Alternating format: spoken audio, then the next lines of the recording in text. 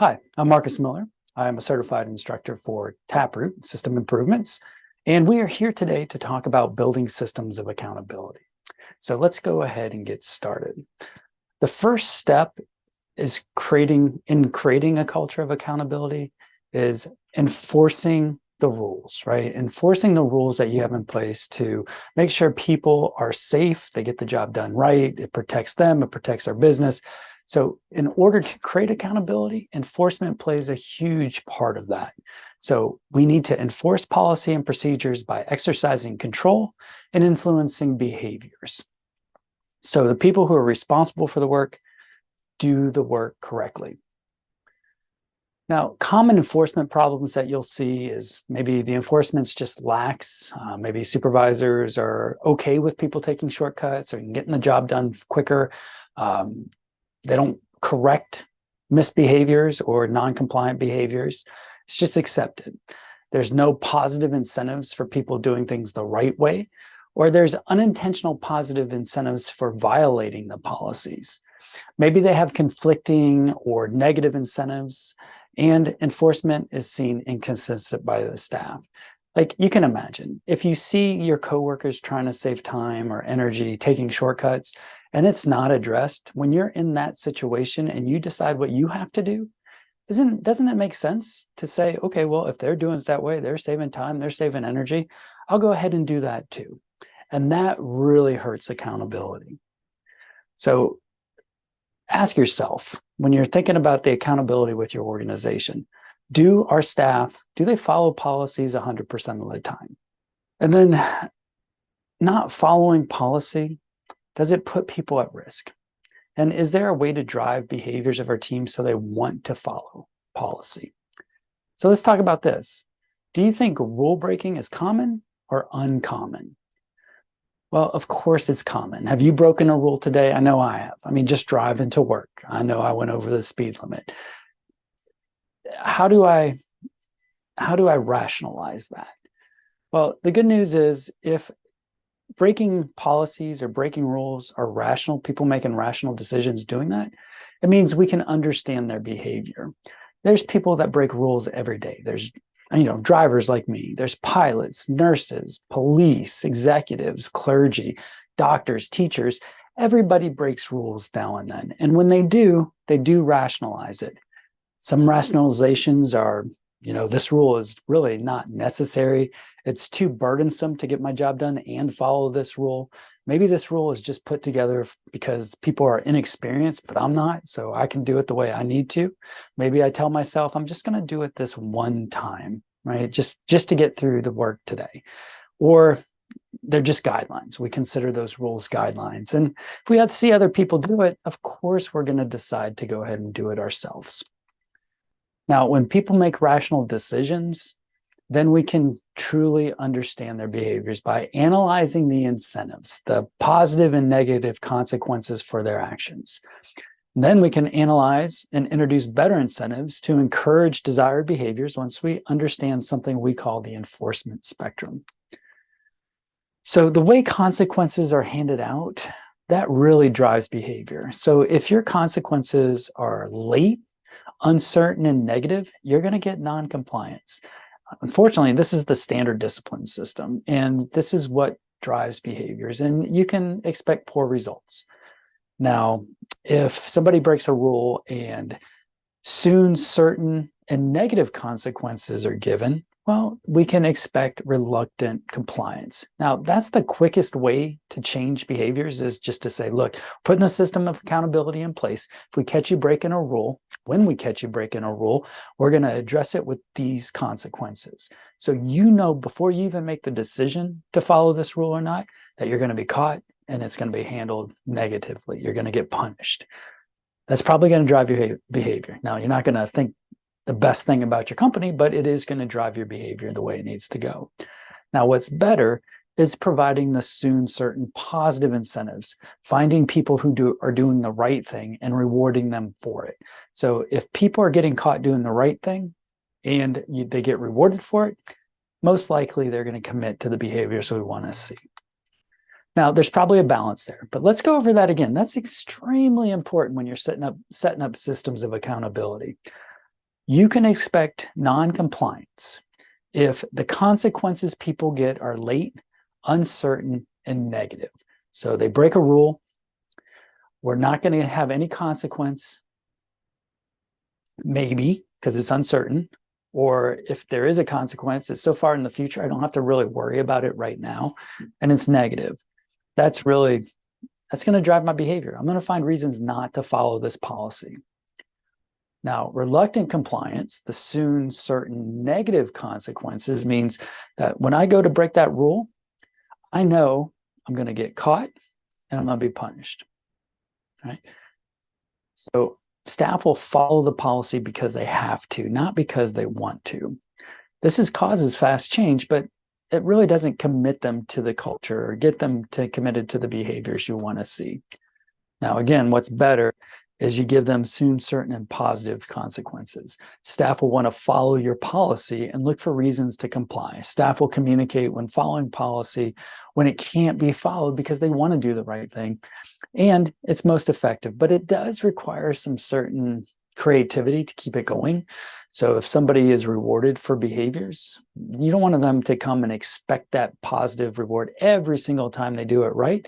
So you might have to catch them doing other things right, switching up that incentive a little bit, but basically making sure people understand when they get caught doing something right, that they're going to get rewarded for it. Now, here's the motivators for behaviors. And you'll find this is true in probably every behavior that you look at. People are always trying to save time. So time is a huge motivator. And people are always trying to save effort. If they can do it quicker and easier, they're going to do it quicker and easier. Maybe they want to be more productive. Maybe they've got other responsibilities they need to take care of. But if they can do it quicker and easier, they're going to do it quick and easier. And again, the way we enforce the rules drives that behavior too. So the way we enforce it is a motivator. If they know they're going to get caught and they're going to get punished, they'll probably do it the right way. If they're going to get caught doing it right and they're going to get positive incentives for doing that, they're definitely going to do it the right way and be committed to it. And there's always probably some other bonuses. If they're quicker at the job, maybe their breaks are longer, but there's probably another incentive that you need to really find out as you're going through and looking at your systems of accountability. Find out what is driving this behavior. Because if we can leverage those motivators to get the behaviors we want, that's going to help us build a good system of accountability. So again, let's go back to that driving example. Me driving too fast, getting here to work. Well, the motivator's time, right? I'm going to get here quicker. I'm not going to spend as much time in the car. I can get here and start getting to work. The effort, just the effort of knowing the speed limit and making sure that I'm watching my speedometer. I'm not going over the speed limit. I'm not just getting in the car, getting behind the car in front of me and following them. I know here where I live on I-75 and 40, where they merge together, that 20 miles or so, that speed limit changes multiple times. And I guarantee I'm not going faster and slower with the speed limit. I'm just getting behind the car in front of me and going. So it's more effort to actually follow the speed limit. Now, the enforcement's really bad too, right? If we are speeding, how often do we get caught? Not likely, right? So it's very uncertain if we're going to get a consequence for driving too fast. And it's definitely negative because you're getting a ticket, right? If you get caught. And it's late. If I do get caught, then I don't have to pay my ticket for another month or two. So I don't even really have to think about it. So those consequences there are basically pushing me to have no consequences on driving fast. So guess what I do? I drive fast. Now, the other bonus is, there's less time I spend in my car. I'll probably have more time with family, I have more time at work, but just less time in the car in general is a bonus too. So if you have a rule that is very annoyingly being broken, like if there is poor accountability, your team is constantly breaking a rule or two, well, think about those motivators and identify the motivators for that poor performance. And then identify ways you can leverage those motivators to help them choose the right thing. So if you can find consequences that are soon, certain, positive, that will help them get into the right behaviors. So when you build corrective actions, if you go through an investigation or you look at poor audits and you find out that people are not following the rules and you want to build a better system of accountability, keep that enforcement spectrum in the back of your mind when you build those systems. And then to help with approvals on those kind of corrective actions, especially the positive, negative incentives, make sure your management team understands why it's important to include those incentives that drive behavior, right? They need to know the enforcement spectrum, so it's easy for them to approve. So let's just go back to the driving and look at how we would leverage these motivators. So again, you can do this with your company. I would just get, a pad of paper and I would put this grid on here: motivators, time, effort, enforcement, whatever other bonus that they get, and then put their non-compliant behavior, like we have on here, driving above the speed limit, and then put the behavior that would be compliant next to it, like driving at or below the speed limit. And then right out to the side of that, soon, certain, and positive. So you can show whatever you want to do, well, how is that going to help? So then we just go through. For time, we're looking at the motivator for the bad behavior. Well, I get to where I want to go faster. But then I want to go ahead and as I'm putting together a corrective action or a system of accountability, I want to leverage time, right? I want to try to do my best to save people time and do the right thing. So I know there's a time bias out there where people think they're saving more time by going a little bit faster, and they always overestimate how much time it's really that they've really saved. I've seen studies where people will drive fast thinking that they're going to get there a lot quicker. And on average, on a normal driving day, if you go above the speed limit, you may save as much as, on an average 26 seconds, right? Is that really worth the risk?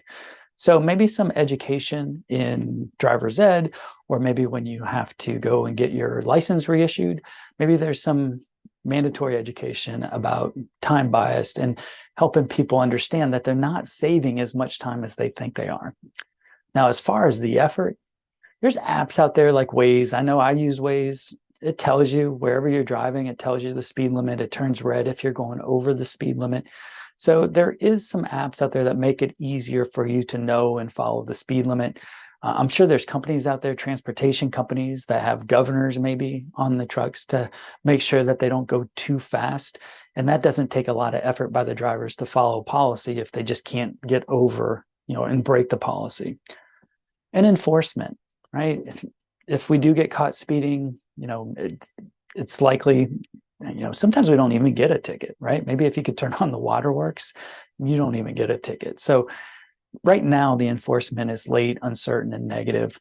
But maybe at some point, you get a mandatory in-car app that will track your speeds. And if you go over the speed limit, like, Waze will tell you are, there's automatic fines sent to you, right? So I don't like that. But if that was enforced like that, that soon, certain, negative reinforcement, it would change my behavior. Like if something in my car told whatever agency that I was speeding and they issue my fine automatically, I don't want to deal with that. So I'd probably just go ahead and fall in line and become compliant. Now, that's a negative consequence, but maybe we can add some kind of bonus, a positive incentive.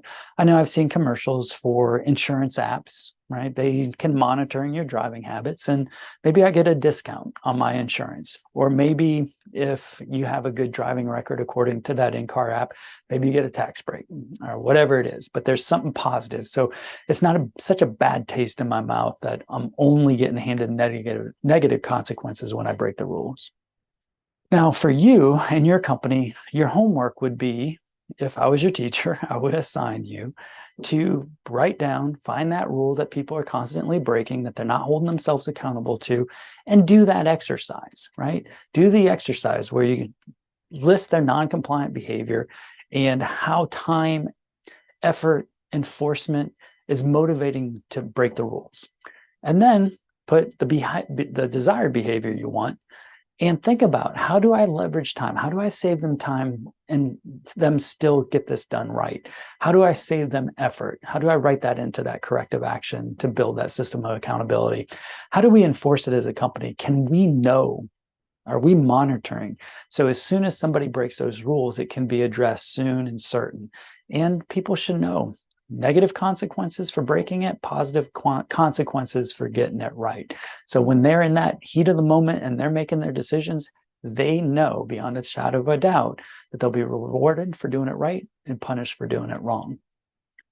So that would be a very good exercise for you to do with your own company, policy and procedures, to see what kind of effect you can have on accountability. Now, a good system accountability, it looks like this. Management makes it clear who is responsible and answerable for compliance to a policy and procedure. Management can identify and address non-compliance, soon, certain, positive and negative consequences. Again, so people know if they don't behave a certain way, they're going to get caught and punished. Or if they behave the way they need to behave, then they're going to get caught and rewarded. And the responsible person know that they are accountable and choose compliances because they know those consequences beforehand. That's what a good accountability system looks like. And creating a culture of accountability, it may sound harsh when you have to punish people or provide negative consequences, but it's not punishment. It means the company cares. We care enough to keep you safe, to get the product out right, not to have issues. So everybody arrives home safe. They go home to their families. It means you care. And tracking performance, it's not micromanagement. People who care want to see progress in results. Accountability basically answers this question. Can you count on your team to get the work done correctly, even when you're not looking? If people have accountability systems in place, you should be secure in the knowledge that they're going to choose the right things and they're going to behave the right way and be accountable to the policies and procedures we put in place. And it helps, right? If they know those consequences before they get started, that clarity, it creates confidence. And if they don't know, if they're just guessing, if they're trying to save time and effort, taking shortcuts, that confusion causes chaos, and we don't want that. So I hope you've learned a little bit on how to develop systems of accountability. It's all about the consequences and making sure people are incentivized to do things right, that you have the systems in place to catch people when they do break the rules so you can address it really quickly. And if they're following the rules, there's some kind of positive incentive, which could be just recognition, letting people know they're doing a good job. Or if they're not following the rules, there are negative consequences, so they learn from them. If you have questions, you can always email me at marcus@taproot.com.